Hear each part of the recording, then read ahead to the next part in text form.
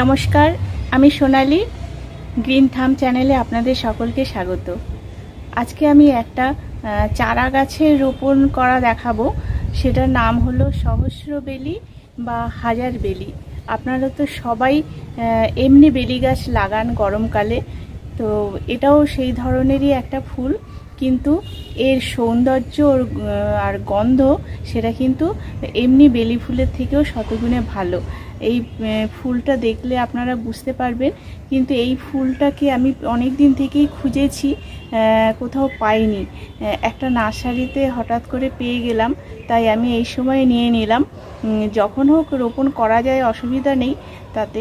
বর্ষাকাল এখনও মাঝে মধ্যে বৃষ্টি হচ্ছে, কোনো অসুবিধা হবে না।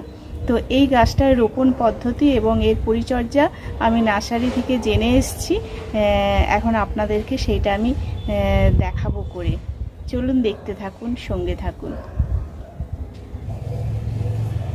এই যে শতবেলি, এই হাজার বেলির চারা, এটা আমি এনেছি। এটাকে এখন আমি রোপণ করে দেখাবো। আর এর জন্যে মাটি প্রস্তুত করে নিয়েছি। আমি একটা মিক্স সার কিছুদিন আগে তৈরি করেছিলাম, আমার ভিডিওতে আছে এর একটা ভিডিও। মোটামুটি বলে দিই যে মাটি নিয়েছি, আর ভার্মি কম্পোস্ট নিয়েছি, আর ট্রাইকোডার্মা ভিরিডি, আর তার সাথে যে মিক্স সারটা বানিয়েছিলাম অল্প দিয়েছি, মানে যাতে একটু পটাশ আছে আর কি, এরকম। আর একটা জিনিস দরকার হয়, এতে দিলে ভালো হয়, সেটা হচ্ছে ছাই। কিন্তু আমার কাছে সেটা নেই বলে আমি দিতে পারিনি। আপনাদের কাছে যদি থাকে আপনারা তাহলে সেইটা দেবেন। এখন আমি দেখাচ্ছি যে এই টবটায় আমি এটাকে প্রতিস্থাপন করব। প্রথমে খোলামকুচি, তারপর কিছু বালি নিয়ে নিয়েছি। এবার আমি একটু মাটি দিয়ে ভরিয়ে দিই। এটা করতে করতে বলতে থাকি যে এই গাছটা হচ্ছে, এটা হচ্ছে গ্রীষ্মকালীন গাছ। এর বৈজ্ঞানিক নাম হচ্ছে ক্লিরোডেনড্রাম ফ্রেগনেন্স। আর এটা হচ্ছে হাজার বেলি যেমন বলা হয়, তেমনি এটাকে বলা হয় সহস্রবেলি, আরও অনেক কিছু নামে এটাকে ডাকে। আরবেনিশিয়া এই ধরনের মানে পরিবারের, এই গোত্রের আর কি এই উদ্ভিদটা। এই গাছটা কিন্তু এমনি বনে জঙ্গলেরই গাছ। এটা এখন এর যেহেতু রূপটা খুবই সুন্দর এবং এতে খুব সুন্দর একটা গন্ধ আছে, সেই জন্য এখন অনেকেই ছাদ বাগানে করছেন এটা। কিন্তু সব জায়গায় এটা পাওয়া যায় না। এটাকে জেনে রাখুন যে নামটা। এর ফুলটা আমি দেখাবো। আমার কাছে ফুল নেই, কিন্তু আমি ছবিতে দেখিয়ে দেব, আপনারা দেখতে পাবেন যে কি সুন্দর হয়। থোকায় থোকায় ফুল হয়, বেলি ফুলের মতো। বেলি যেমন সাদা, এই ফুলটা সাদা থেকে হালকা গোলাপি রঙের হয়। এটাকে আমি প্যাকেট থেকে ছাড়িয়ে নিয়েছিলাম আগেই,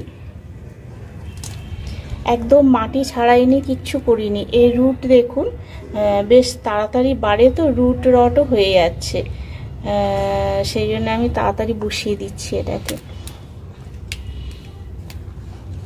আর একটু মাটি কমাতে হবে।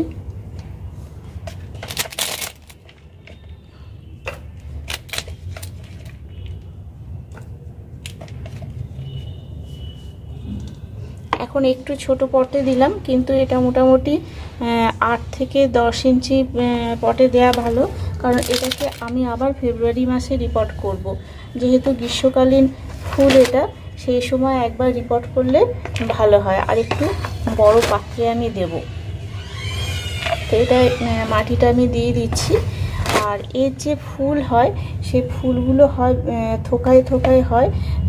গাছটা 5 থেকে 6 ফুট মতো হাইটের হয় মোটামুটি। মাটিতেই ভালো হয় এগুলো, তবে টবে হয়তো আরেকটু অত বড় করা যাবে না, এটাকে একটু বেশি করতে হবে।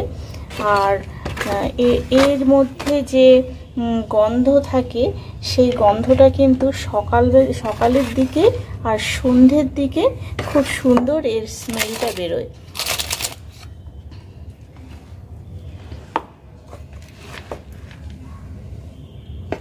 প্রত্যেকটা গ্রীষ্মকালীন ফুল গাছেরই একটা সুন্দর গন্ধ থাকে, যেটা একদম ছাদ বাগানকে ভরিয়ে তোলে সব ধরনের ফুলের মধ্যে।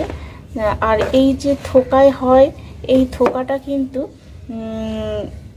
মোটামুটি 50 থেকে 60টা মতো আপনার একটা থোকার মধ্যে ফুল থাকে। এতগুলো ফুল একটা থোকায় সুন্দর করে সাজানো থাকে।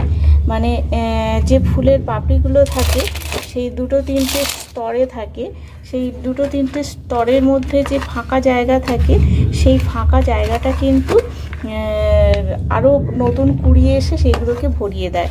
একদম কিন্তু কোনো ফাঁকা জায়গা দেখতে পাওয়া যায় না। সেই জন্য এটা কিন্তু বেলি ফুলের থেকেও অনেক বেশি সুগঠিত হয় এবং যথেষ্ট দৃষ্টিনন্দন। তো এই ধরনের ফুল গাছ আপনারা কিন্তু বাড়িতে রাখতে পারেন। একটু জংলি ফুল ঠিকই এগুলো, কিন্তু জংলি ফুলেরও মাধুর্য আছে, যথেষ্ট সুন্দর হয় এর কালার এবং গন্ধ। একটু সাইডের দিকটা এরকম রাখলাম যাতে জলটা গোড়াতে না বসে, আর একটু হয়তো সাইডে মাটি দিতে হবে। এই ফুলটার পরিচর্যা বিশেষ কিছু নয়, খুবই সহজ গাছ, যেহেতু বনে জঙ্গলের গাছ, সেই জন্যে এটাকে একটু রোদে রাখতে হবে। ছায়াতে যদি এই গাছ রাখা হয় তাহলে কিন্তু এর পাতা বেশি বড় হয়ে যাবে, ফুল কিন্তু তাড়াতাড়ি আসবে না বা ফুল সেভাবে হবে না। সেই জন্য একদম ডাইরেক্ট রোদেই রাখতে হবে। এখন আমি রিপোর্ট করলাম, এখন 1-2 দিন আমি ছায়াতে রাখবো।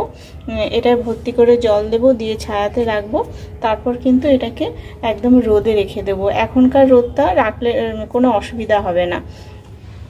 আর জলটা কিন্তু ঠিক মতো দিতে হবে, মানে জলের টান আছে, জল দুবেলাই দিতে হয়, কিন্তু জলটা একটু দেখে দিতে হবে, কারণ খুব বেশি জল হলে আবার এর গোড়াটাও পচে যায়।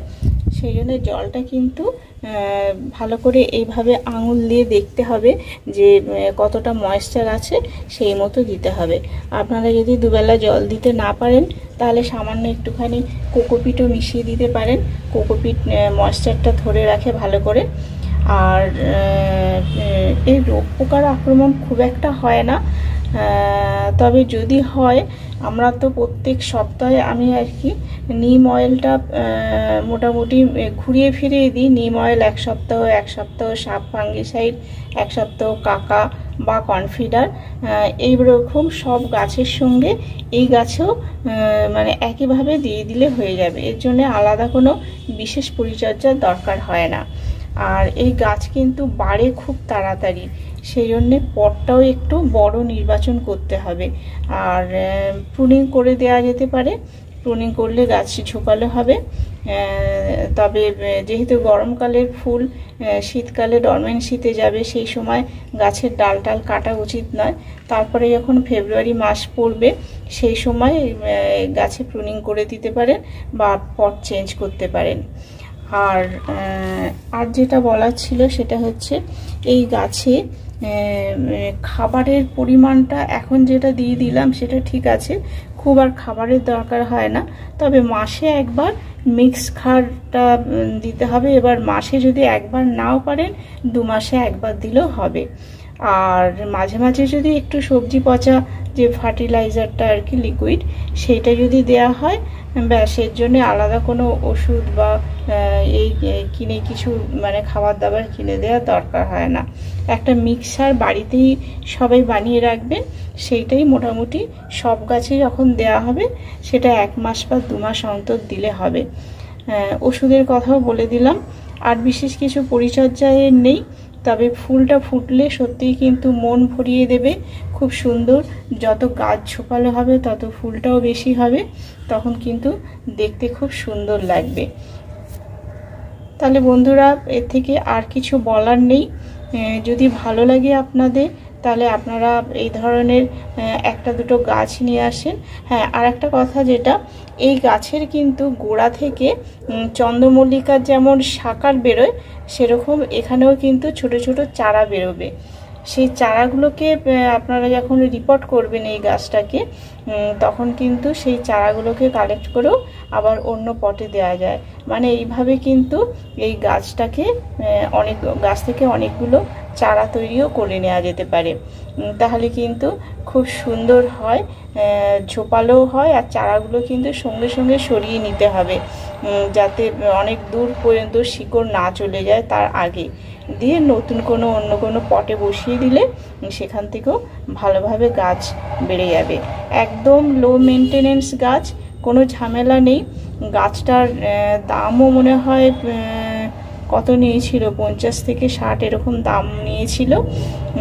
আর একদম পুরোপুরি ঠিক বলতে পারছি না।